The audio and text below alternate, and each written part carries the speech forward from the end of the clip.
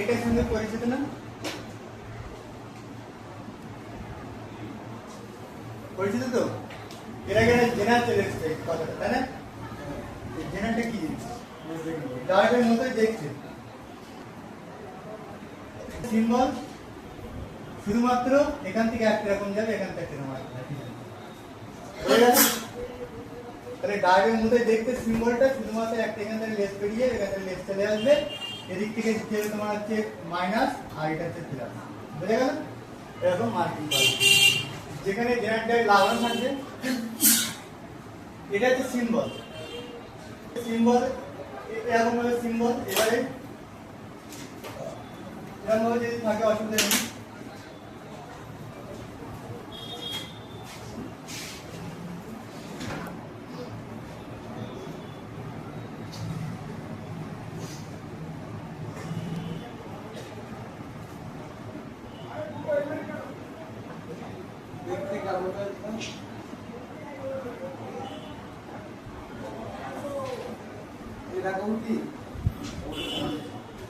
হ্যাঁ, ওই যেরকম আছে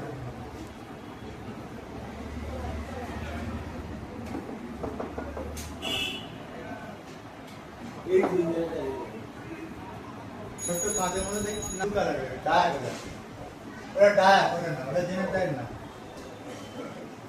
জেনারেল ডায়া হচ্ছে সিম্বলটা এরকম, দেখেন জেনারেল দেখতে সিম্বলটা এরকম, দেখতে হচ্ছে এরকম। এরকম একটা কাঁচের টিউব আছে, ঠিক আছে?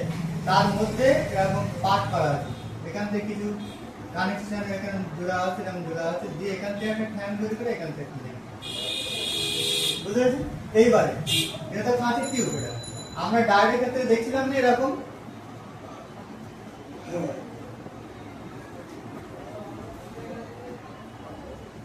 এরকম ছিল না, একদিকে মার্ক করা ছিল, তেরে তো একদিকে মার্ক করতে হবে, এটা লাগাবো কিভাবে? এর একদিকে এরকম ব্ল্যাক কালারের মার্ক করা আছে, বুঝে গেল? আর এর গায়ে আছে লেখা আছে, ডাইরেক্ট গায়ে কি যেটা লেখা ছিল না, হ্যাঁ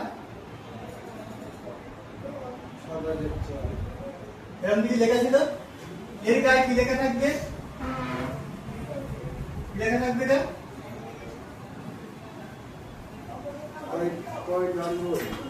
ভোল্টেজ কি লেখা থাকবে, বুঝে গেল? তাহলে আমাদের একটা গুরুত্বপূর্ণ জিনিস পাওয়া গেল না, এর গায়ে ভোল্টেজ লেখা আছে, মানে এই জিনিসটা দিয়ে আমরা অনেক কিছু কাজ করতে পারি। তাই না? ভোল্টেজ লেখা আছে 12 ভোল্ট লাগিয়ে দেবো, সেখানে 5 ভোল্ট চলে যাবে।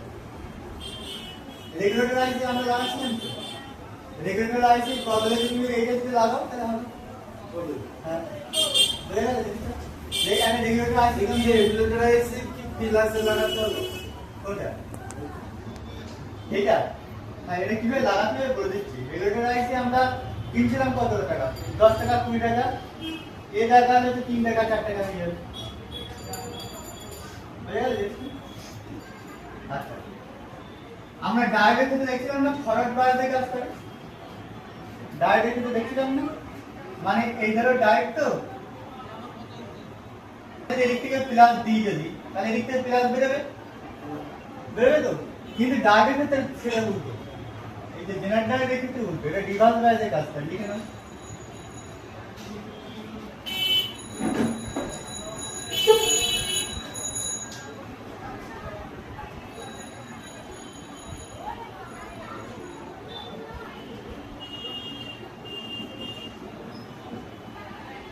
রিভার্স বায়াস দিয়ে কাজ করে, লিখে নাও। এটা হলো সিম্বল,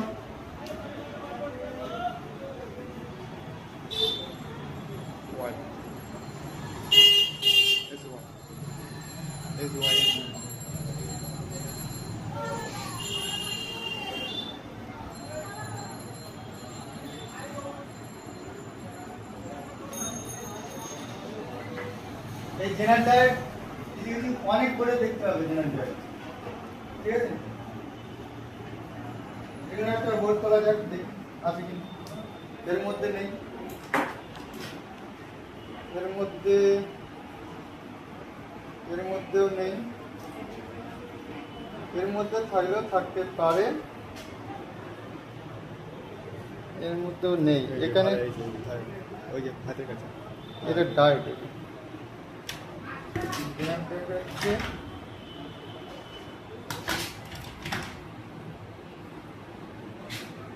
সব ডায়েট আছে না তাই।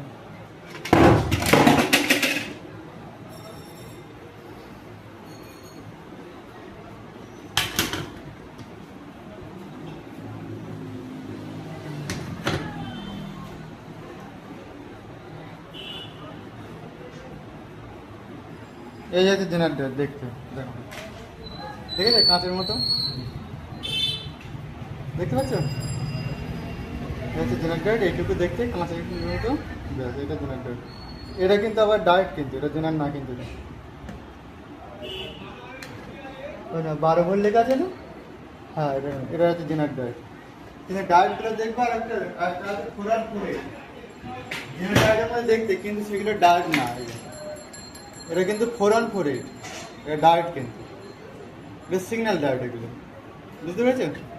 এই ডায়েটটা কিভাবে হয় দেখো, এই প্লেন ডায়েট সেম ডায়েটে এই যে ডায়েটটা, হ্যাঁ এই যে ডায়েটটা আমরা আগে করেছিলাম না কালো কালারের ডায়েট, এই ডায়েটটা এর সিম্বলটা এরকম একই, শুধু এখানে লেখা থাকবে 4on4, এটা হচ্ছে সিগন্যাল ডায়েট। বুঝতে পেরেছো? এটা হচ্ছে সিগন্যাল পারপাস দেওয়া। এর ব্রেকডাউন ভোল্টেজ দেওয়া হচ্ছে 0.7, এর ব্রেকডাউন ভোল্টেজ আর কম, যার জন্য এটা সিগন্যাল কাজে দেওয়া হচ্ছে।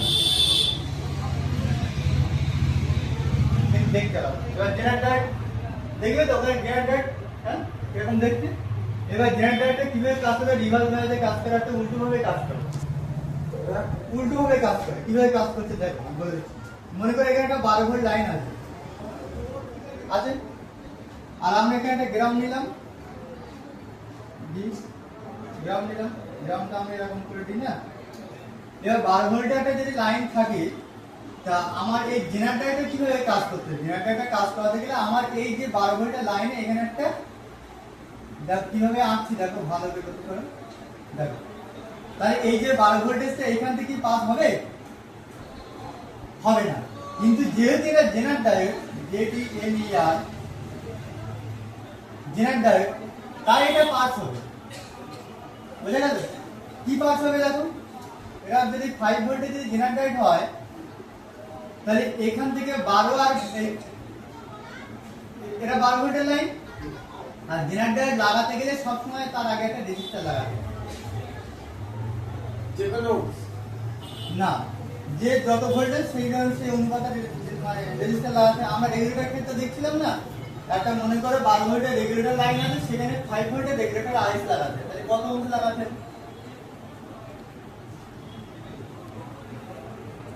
100 ওহম বা 150 ওহম লাগালে হয়ে যাচ্ছে আমার, তাই তো? তাহলে আমার সেই রেগুলেটর আইসিটা রিলিফ পেল, গরম কম হবে, আউটপুট ভোল্টেজটা ঠিক থাকবে। জেনারেটরের ক্ষেত্রে ঠিক তেমন, বুঝলেন? জেনারেটরের ক্ষেত্রে এখন একটা রেজিস্টার লাগাতে হবে। আমি এটা ধরে নিলাম যে 100 ওহম আমি লাগিয়ে দিলাম,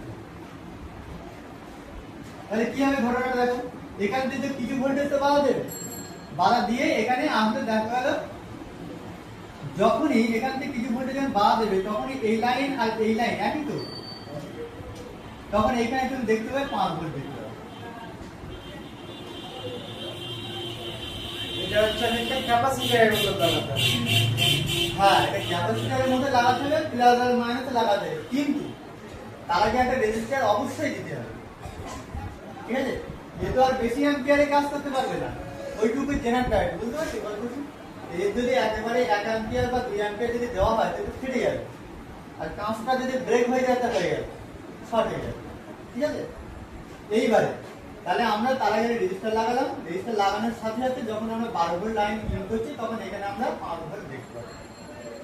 বুঝে গেল?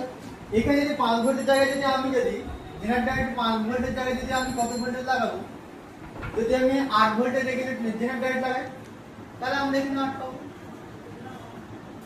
বুঝতে পারছো? তাহলে কত শর্ট সার্কিট হলো না একটা, আর রেগুলেটর আইসিটারে হিউজ সার্কিট করতে হচ্ছে, তাই না? বড় হবে রেগুলেটর আইসিটা এত বড় হবে দেখতে। ঠিক আছে?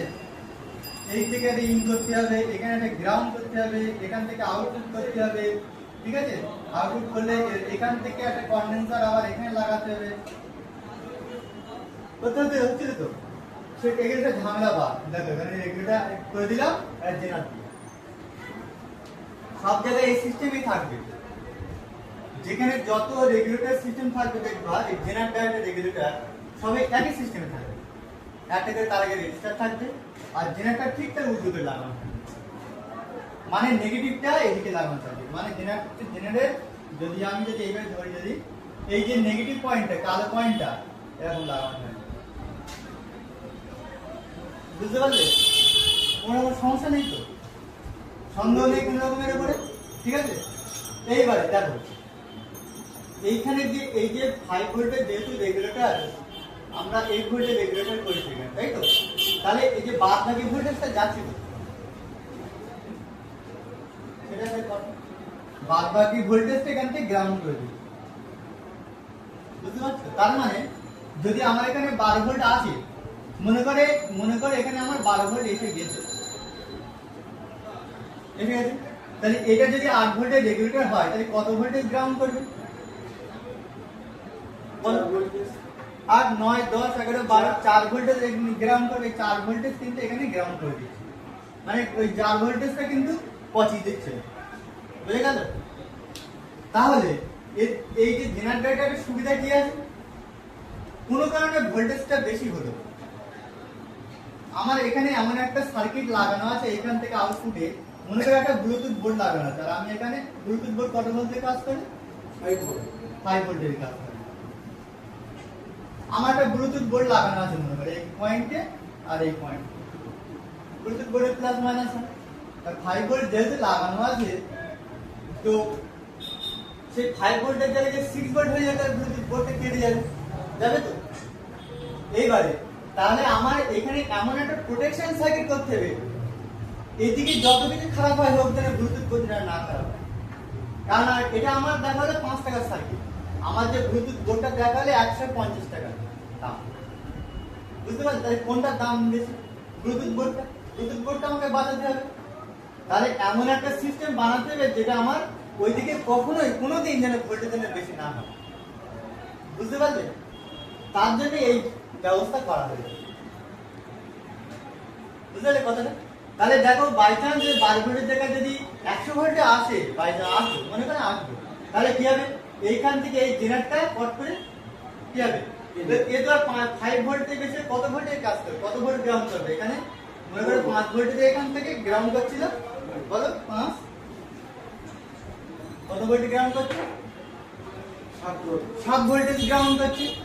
এরকম একটা টাইম ভোল্টেজ গ্রাউন্ড করতে করতে এ তো আর পারবে না, গরম হয়ে যাবে, গরম হয়ে যাওয়ার সাথে সাথে এটা তখন কেটে যাবে, এখানে তো তখন 12 ভোল্ট ডাইরেক্ট ছিল না, কেটে যাবে কিরকম? এটা শর্ট হয়ে যাবে ভেতর থেকে, এই যে এটা শর্ট হয়ে যাবে, একদম পুরো শর্ট হয়ে যাবে, সেরকম ভাবে ওর মধ্যে ব্রেকডাউন ভোল্টেজ সিস্টেম করা হয়েছে, বুঝতে পেরেছো?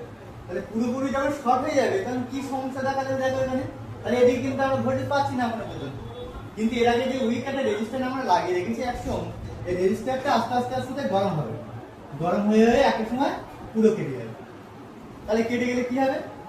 তাহলে এদিকে আমরা ভোল্টেজ পাচ্ছি না, দেখো এই পর্যন্ত অফ হয়ে যাচ্ছে, এদিকে আমরা ভোল্টেজ পাচ্ছি না, বুঝতে পারছো? তাহলে এর কত সুবিধা, এই হচ্ছে এক সার্কিট। আমি যদি জেনারেটর যাই রেগুলেটর আইসি লাগে, হ্যাঁ, তো এই আইসি তো মানে কেটে গেলে 12 ভোল্টে চলে যাবে না, আইসির মধ্যেও তেমন জেনারেটর করা আছে, সিস্টেম করা আছে।